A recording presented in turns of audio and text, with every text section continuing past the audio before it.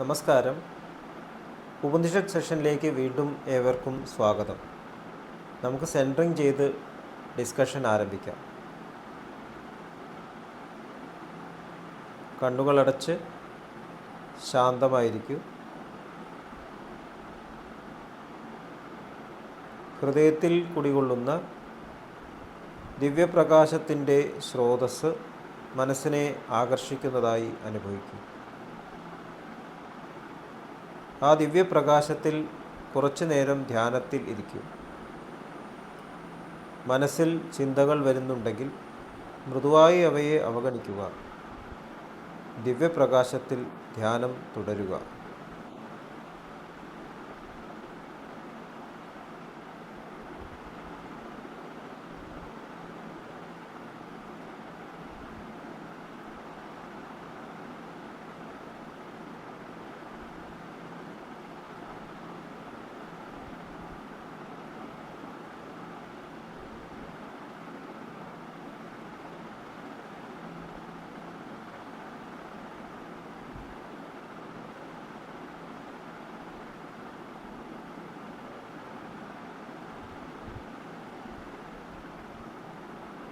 Okay, ആ condition ഹൃദയത്തിൽ നിലനിർത്തി പതുക്കെ കണ്ണുകൾ തുറക്കൂ.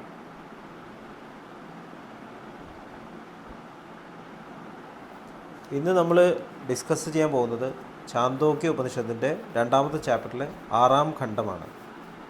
1-ാമത്തെ ശ്ലോകം: പശുഷു പഞ്ചവിദ്യാം സാമോപാസീതാജ ഹിങ്കാരോ വയഃ പ്രസ്താവോ ഗാവ ഉദ്ഗീതോ ശവാഹ പ്രതിഹാര പുരുഷോ നിധനം.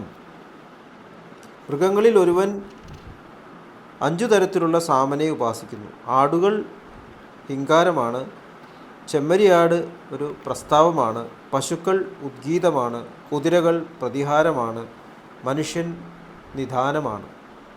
2-ാമത്തെ ശ്ലോകം: ഭവന്തി ഹാസ്യ പശവ പശുമാൻ ഭവതി യ ഏതദേവം വിദ്വാൻ പശുഷു പഞ്ചവിധം സാമോപാസ്തേ.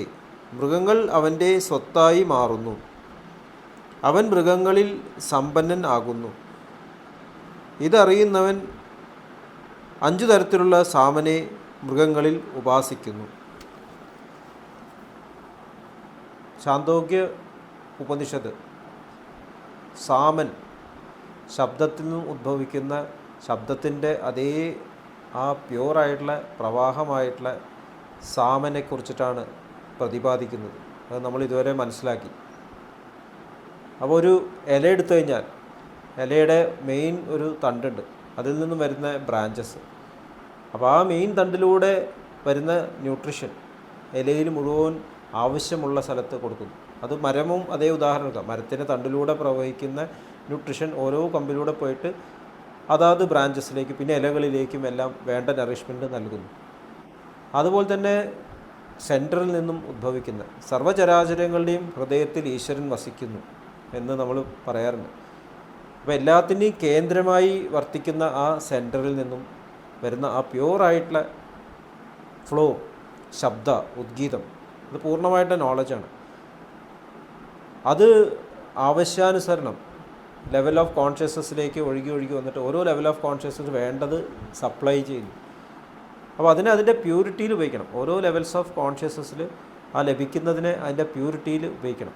എക്സ്പീരിയൻഷ്യലി നമ്മൾ കാര്യങ്ങൾ മനസ്സിലാക്കിയിട്ട് നമ്മുടെ ഉള്ളിൽ നിന്നുള്ള ഈ നോളജായിട്ട്, ഉള്ളിൽ നിന്ന് വരുന്ന പ്യുവറായിട്ടുള്ള ആ അറിവുമായിട്ട് കോറിലേറ്റ് ചെയ്തുകൊണ്ട് വേണം ജീവിക്കാനായിട്ട്. അപ്പോൾ സത്യസന്ധത വളരെ ഇമ്പോർട്ടൻ്റ് ആണ് എന്ന് നമ്മൾ മനസ്സിലാക്കി.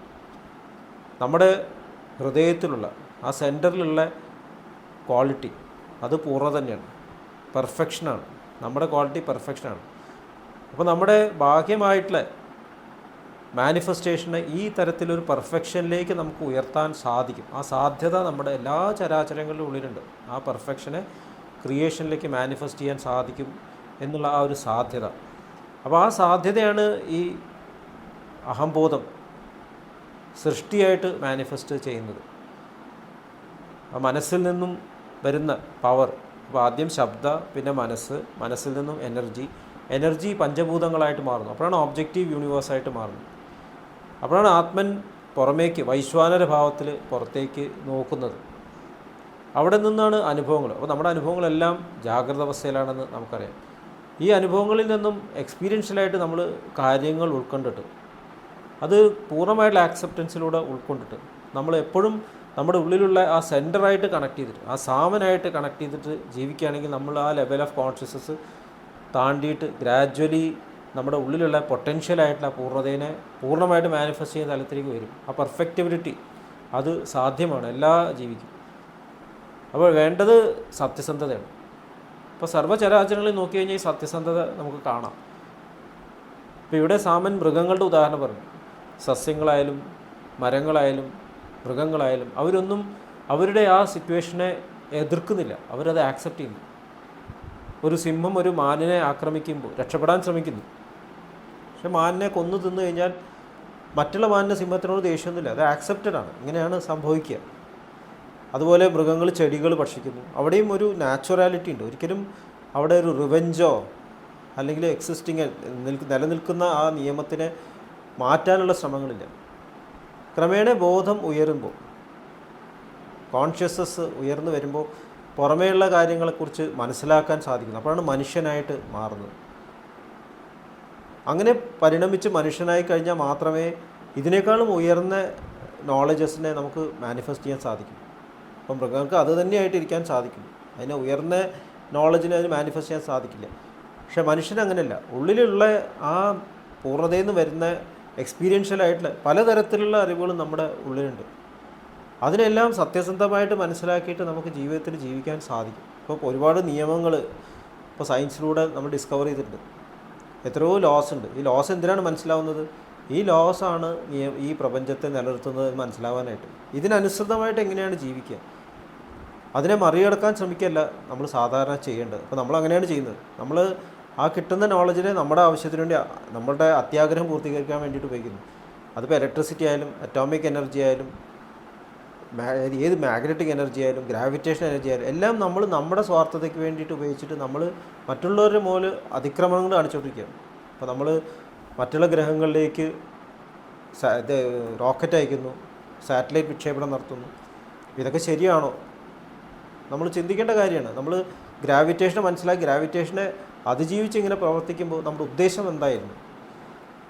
നമ്മൾ വേറെ സ്ഥലങ്ങളെ കോളനൈസ് ചെയ്യാൻ ശ്രമിക്കുമ്പോൾ നമ്മുടെ ഉദ്ദേശം എന്തായിരുന്നു? നമ്മുടെ ഉള്ളിലൊരു ആഗ്രഹമാണ്. നമ്മൾ സാറ്റിസ്ഫൈഡ് അല്ല ഇപ്പോഴത്തെ ജീവിതമായിട്ട്. അവിടെ പോയാലും നമ്മൾ എങ്ങനെയാണ് ജീവിക്കാൻ പോകുന്നത്? ഇതുപോലെ തന്നെയാണ് ജീവിക്കാൻ പോകുന്നത്. ഇതേപോലുള്ള തർക്കങ്ങളും ആ തമ്മത്തല്ലുകളും കോറൽസും വെറുപ്പുകളും എല്ലാം അവിടെയും കൊണ്ട് നടക്കും. ഒരിക്കലും മനുഷ്യൻ മാറുന്നില്ല. പുറമേയുള്ള യാത്രയിലൂടെ മനുഷ്യൻ മാറുന്നില്ല. ഇപ്പോൾ നമ്മൾ ഇന്ത്യയിൽ ജീവിച്ചാലും അമേരിക്കയിൽ ജീവിച്ചാലും ഇനി മാർസിൽ പോയി ജീവിച്ചാലും നമ്മളുടെ ഉള്ളിൽ മാറ്റങ്ങൾ വന്നില്ലെങ്കിൽ ഈ മാറ്റത്തിനൊന്നും ഒരു മീനിങ് ഇല്ല. നമ്മൾ എങ്ങനെയാണോ ജനിച്ചത് അങ്ങനെ തന്നെ മരിക്കുന്നു. ആ കണ്ടീഷനിൽ നമ്മൾ മരിക്കുന്നു. ആ കണ്ടീഷനാണ് പ്രധാനം. ശരീരത്തിൻ്റെ പുറമേയുള്ള അവസ്ഥകളല്ല പ്രധാനം. ശരീരം നമ്മൾ നിലനിർത്തുമ്പോൾ മനസ്സിൻ്റെ അവസ്ഥ എങ്ങനെയാണ്, ഇതാണ് പ്രധാനം. ആ മനസ്സിനെ ഉയർത്തുക എന്നുള്ള ആ ഒരു തത്വം മനസ്സിലാക്കിയിട്ട് മനുഷ്യൻ ജീവിക്കുകയാണെങ്കിൽ ഈ നിയമങ്ങളെല്ലാം തിരിച്ചറിയുമ്പോഴും നിയമങ്ങൾക്ക് അനുസൃതമായിട്ട് ആ റിതമിൽ തന്നെ ജീവിച്ചുകൊണ്ടിരിക്കും. അങ്ങനെ റിതമിൽ ജീവിക്കുമ്പോൾ ഉള്ളിലുള്ള ആ പരിശുദ്ധമായിട്ടുള്ള ആ നോളജ്, ആ ശബ്ദ, അത് ലൈഫിൽ മാനിഫെസ്റ്റ് ചെയ്യാൻ സാധിക്കും. അതെങ്ങനെ മാനിഫെസ്റ്റ് ചെയ്യാൻ? സ്നേഹത്തോട് കൂടിയിട്ട് ജീവിക്കുക. സ്നേഹമാണ് എപ്പോഴും നമ്മളെ നയിക്കേണ്ടത്. സ്നേഹമായിരിക്കണം മനോഭാവം. പുറമേ എന്ത് ചെയ്യുമ്പോഴും നമ്മൾ ആരെങ്കിലും വേദനിപ്പിക്കുന്നുണ്ടോ എന്ന് ചിന്തിക്കണം. മഹാത്മാഗാന്ധിജി അദ്ദേഹത്തിൻ്റെ ഒരു ടാലിസ്മാൻ പറയുന്നുണ്ട്. എന്തെങ്കിലും ഒരു പ്രവൃത്തി ചെയ്യുമ്പോൾ നമ്മൾ സംശയഗ്രസ്തരാകുന്നുണ്ടെങ്കിൽ ഒരു ടെസ്റ്റ് ചെയ്യുക, ഒരു പരീക്ഷണം നടത്തുക. ഈ ഒരു കാര്യം ചെയ്യുമ്പോൾ നിങ്ങൾ ജീവിതത്തിൽ കണ്ടുമുട്ടിയിട്ടുള്ള ദുഃഖം അനുഭവിക്കുന്ന വ്യക്തിക്ക് ഒരു മുഖം നിങ്ങൾ സങ്കല്പിക്കും. അവർക്ക് എന്തെങ്കിലും തരത്തിൽ ഗുണം നൽകുമോ? അവരെ സ്വരാജ്യത്തിലേക്ക് നയിക്കുമോ? അതായത് അവരെ ആത്മീയമായിട്ട് ഉയർത്താൻ അത് സഹായിക്കും. ഇങ്ങനെ ചിന്തിക്കുമ്പോൾ നമ്മുടെ സംശയങ്ങളെല്ലാം ഇല്ലാണ്ടാവുന്നു. അപ്പോൾ നമ്മുടെ പ്രവൃത്തികൾ എല്ലാവർക്കും നല്ല രീതിയിൽ, എല്ലാവർക്കും ഗുണം നൽകുന്ന രീതിയിൽ ആയി മാറണം. സെൽഫ്ലെസ് ആയിട്ട് മാറണം. അങ്ങനെയാകുമ്പോൾ ശബ്ദ മാനിഫെസ്റ്റ് ചെയ്യുന്നു. അതാണ് മനുഷ്യൻ്റെ ഡ്യൂട്ടി, മനുഷ്യൻ്റെ ധർമ്മം. അതാണ് ഇവിടെ പറയുന്നത്. എല്ലാ ചരാചരങ്ങളും മനുഷ്യനിലൂടെയാണ് അതിൻ്റെ ഫുൾഫിൽമെൻറ്റിലേക്ക് എത്തിക്കുന്നത്. ഇപ്പോൾ നമ്മൾ മനുഷ്യനേക്കാളും താഴെ തലത്തിലുള്ള ജീവികളെന്ന് പറയുന്നത് അവർ മനുഷ്യനിലൂടെ പരിണമിച്ച് വേണം മനുഷ്യൻ്റെ തലം ട്രാൻസെൻഡ് ചെയ്യാനായിട്ട്. മനുഷ്യനേക്കാൾ ഉയർന്ന തലങ്ങളാണെങ്കിലോ മനസ്സിൻ്റെ തലത്തിൽ ഇൻ്റലക്ച്വലായിട്ട് കുടുങ്ങിപ്പോയിട്ടുള്ള ആൾക്കാർ, മെൻ്റൽ സിദ്ധികളിൽ കുടുങ്ങിപ്പോയിട്ടുള്ള ആൾക്കാർ, അവരും മനുഷ്യ ശരീരത്തിലൂടെ വേണം അവരുടെ ആ ക്യാരക്ടേഴ്സ് മാനിഫെസ്റ്റ് ചെയ്തിട്ട് അവർക്ക് അവരുടെ തലം ട്രാൻസ്ലെറ്റ് ചെയ്യും. മനുഷ്യനിലൂടെ അല്ലാതെ സാധിക്കില്ല. കാരണം ജാഗ്രത അവസ്ഥയിലാണ് ക്യാരക്ടർ ട്രാൻസ്ഫോർമേഷൻ സംഭവിക്കുന്നതെന്ന് നമ്മൾ മനസ്സിലാക്കണം. ക്യാരക്ടർ ട്രാൻസ്ഫോർമേഷൻ സംഭവിക്കണമെങ്കിൽ മനുഷ്യ ശരീരം ആവശ്യമാണ്.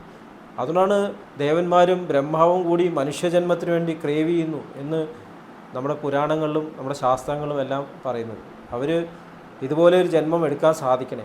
മനുഷ്യത്വം, മുമുക്ഷത്വം, മഹാജന സംശ്രയം, 3 കാര്യങ്ങളാണ് അത്ഭുതങ്ങളെന്ന് ശങ്കരാചാര്യ പറയുന്നത്. മനുഷ്യനായി ജനിക്കുക, അത് കഴിഞ്ഞിട്ട് ഈ തലത്തിൽ നിന്നും, ഈ ഇന്ദ്രിയ തലത്തിൽ നിന്നും ഉയർന്ന് മനസ്സിനെ ട്രാൻസെൻഡ് ചെയ്യാൻ സാധിക്കുക. നമ്മൾ ഒരു സ്ഥലത്തും തടസ്സപ്പെടാതെ എനിക്ക് ആ പ്യുവറായിട്ടുള്ള ആ ശബ്ദ ആക്സസ് ചെയ്തിട്ട് അത് തന്നെ എനിക്ക് ജീവിതത്തിൽ മാനിഫെസ്റ്റ് ചെയ്യാൻ സാധിക്കണം എന്ന് മനസ്സിലാക്കിക്കൊണ്ട് പ്രവർത്തിക്കുമ്പോൾ മുമുക്ഷത്വമായി. അപ്പോൾ അങ്ങനെ ശ്രമിച്ചുകൊണ്ടിരിക്കുമ്പോൾ നമ്മൾ അങ്ങനെ എത്തിച്ചേർന്ന ഒരു വ്യക്തിയുടെ അടുത്തേക്ക് എത്തിച്ചേരുന്നു. അതാണ് ലിവിങ് മാസ്റ്റേഴ്സ് എന്ന് പറയുന്നത്. മഹാജനങ്ങൾ അവരെടുത്ത് പോവുക, അവർ തരുന്ന ആ ട്രാൻസ്മിഷൻ അത് സ്വീകരിക്കുക, എന്നിട്ട് അവരുടെ പോലെ ജീവിതം മോഡൽ ചെയ്യുക. അങ്ങനെയാകുമ്പോൾ നമുക്കും ആ പെർഫെക്റ്റ് ആയിട്ടുള്ള ജീവിതം മാനിഫെസ്റ്റ് ചെയ്യാൻ സാധിക്കും. ആ ജീവിതം നമുക്കിവിടെ നയിക്കാൻ സാധിക്കും. ഇതാണ് ഉപനിഷത്തിൻ്റെ സന്ദേശം. നമ്മൾ എന്ത് പ്രവൃത്തികൾ ചെയ്യുമ്പോഴും നമ്മുടെ ലക്ഷ്യം അതായിരിക്കണം. എൻ്റെ ഉള്ളിലുള്ള പൂർണ്ണതേനെ, എൻ്റെ ഉള്ളിലുള്ള പ്യുവറായിട്ടുള്ള ലവിനെ, പൂർണ്ണമായിട്ടുള്ള നോളജിനെ, അതിനെ പെർഫെക്ഷനിൽ എൻ്റെ ലൈഫിൽ മാനിഫെസ്റ്റ് ചെയ്യേണ്ടത്. എല്ലാം സംഭവിക്കേണ്ടത് ജീവിച്ചിരിക്കുമ്പോഴാണ്. സ്വപ്നത്തിൽ നമ്മൾ എത്തിയെന്ന് പറഞ്ഞിട്ടില്ല. നമ്മൾ കണ്ണടച്ചിരിക്കുന്നു, മെഡിറ്റേഷൻ ചെയ്തു, ഞാൻ ലിബറേറ്റഡായി, ഞാൻ സാക്ഷാത്കരിച്ചു എന്ന് പറയുന്നതിന് അർത്ഥമില്ല. സാധാരണ ജീവിതത്തിലേക്ക് വരുമ്പോൾ എനിക്ക് ആ സാക്ഷാത്കാരം കാണിക്കാൻ സാധിക്കുന്നുണ്ടോ? ഞാനൊരു മോക്ഷം ലഭിച്ച ഒരാളെ പോലെയാണ് പെരുമാറുന്നത്, ഞാനൊരു ഡിവൈനായിട്ടുള്ള വ്യക്തിനെ പോലെയാണ് പെരുമാറുന്നത്. അത് നമ്മളോട് തന്നെ ചെയ്യേണ്ട ടെസ്റ്റാണ്. ഇതാണ് മനുഷ്യൻ്റെ ധർമ്മം. മനുഷ്യന് മാത്രമേ ഇത് സാധിക്കുകയുള്ളൂ. ഇത്രയും പറഞ്ഞുകൊണ്ട് ഇന്നത്തെ ഡിസ്കഷൻ ഇവിടെ നമുക്ക് അവസാനിപ്പിക്കാം. വീണ്ടും നമുക്ക് അടുത്ത ശ്ലോകവുമായിട്ട് ഇവിടെ കണ്ടുമുട്ടാം. നന്ദി, നമസ്കാരം.